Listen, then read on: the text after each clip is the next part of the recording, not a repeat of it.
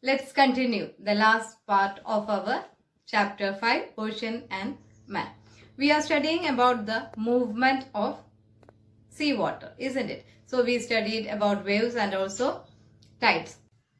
So the next is ocean current. It is another movement of seawater. Okay. Ocean currents means the continuous or regular movement of seawater from one direction to another. So these ocean currents can be classified into two. They are warm currents and cold currents. Warm currents means the water that flows from the tropical or subtropical regions towards the polar or subpolar regions. So in that the water that flow from this region, that means this subtropical or tropical region to polar region, is a little bit warmer than the destination, than the polar region's water. So it is called the warm currents. And vice versa, the water that flow from the polar region or subpolar region towards the subtropical or tropical region is called, what is it? It is called cold currents. And this water is also cold comparing to the water of the tropical region. So that is called, this movement or this current is called cold current. Okay. The temperature and salinity of seawater varies from ocean to ocean. That you know, isn't it? This difference leads to density difference in seawater, and this difference in density is one of the factors that cause the ocean currents. So this difference in this density is one of the factors, is one of the reason for this ocean currents. Now you watch this video. Okay, it will help you to learn this chapter, learn this portion more clearly.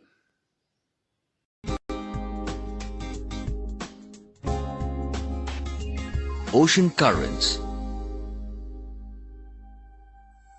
The third type of movement that takes place in the oceans is known as an ocean current.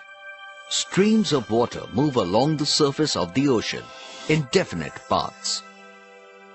Such more or less permanent streams of water which flows in a definite direction from one part of the ocean to the other are called ocean currents.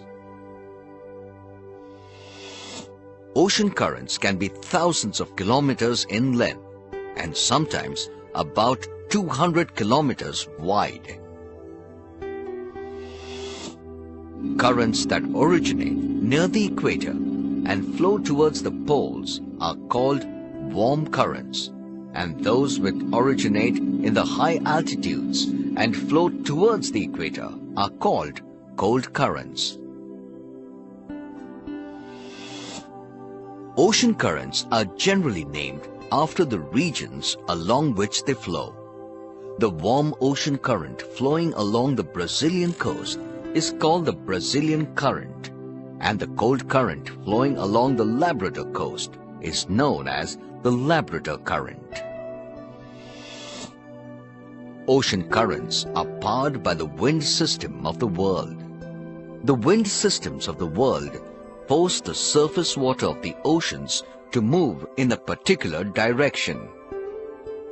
A surface current of warm and light water flows from the equatorial region towards the polar region, and a cold current flows from the cold polar regions to the warm equatorial region. Hope you understood this portion.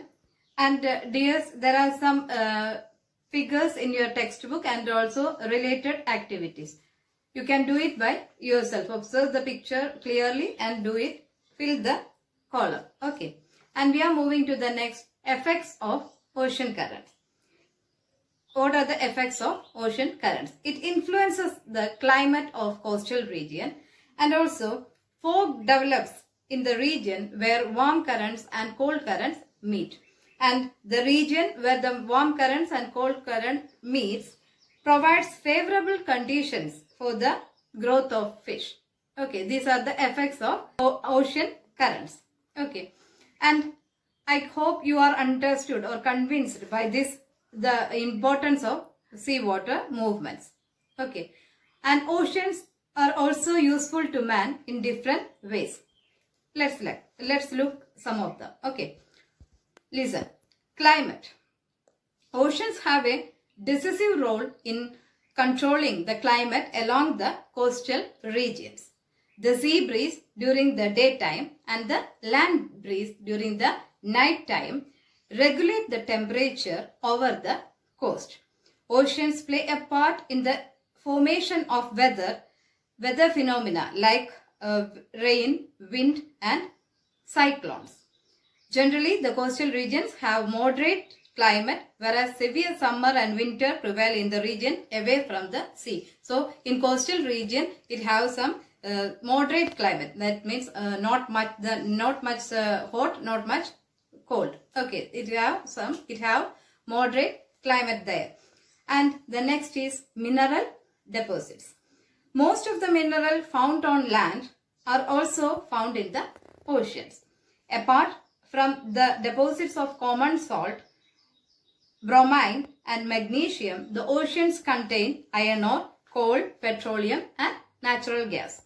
Extraction of petroleum and natural gas from the oil fields in the Arabian Sea, about 162 km to the west of Mumbai shore, started in 1974. And this oil field is known as Mumbai High. Underline that sentence. And the last one, power generation. Waves and tides are used for generation of electric power.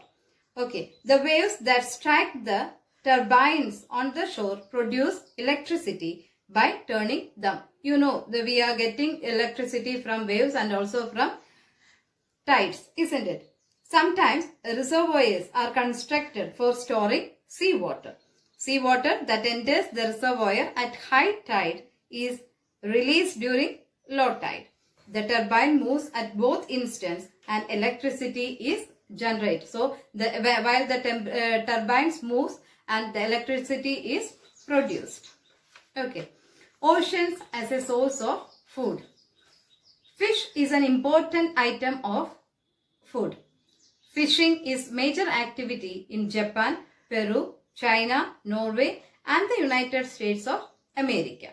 Marine organisms are the source of many medicines. They are used for the production of antibiotics and also steroids and vitamins. And the next is drinking water from the sea. We can purify seawater for drinking purposes. Definitely, we know we are purifying the rainwater too for drinking, isn't it? So like that way, there are some methods to purify the seawater. What are they? Listen. Methods to purify seawater. Two ways are given here. So the first one, separating water from brackish water. Brackish water means the water that contains salinity or salt water. Okay. And through methods like distillation, evaporation and condensation, we are purifying the seawater. And the next is separating salt from brackish water, and through methods like electrodialysis and reverse osmosis. You will study these portions in your higher classes. Okay. And the ocean water is purified through distillation in some places in India. The people of Lakshadweep use water obtained through this process for their drinking purposes. They are using seawater. They are depending on seawater. Okay. And the following are other uses of oceans to man. So this is our last part of today's class. The uses of ocean to man. Other uses of ocean to man. The first one, provides several job opportunity in various sectors like fishing, its processing and also marketing. And the next is possibilities of tourism. Definitely you know, isn't it? And the last is ocean transportation. Ocean transport is ideal for the transportation of heavy goods at cheaper rates from one continent to another. So comparing to other transportation, water transportation is very much cheaper, and we can move tons of goods from one continent or one place to another through water. Okay, so that's all for today.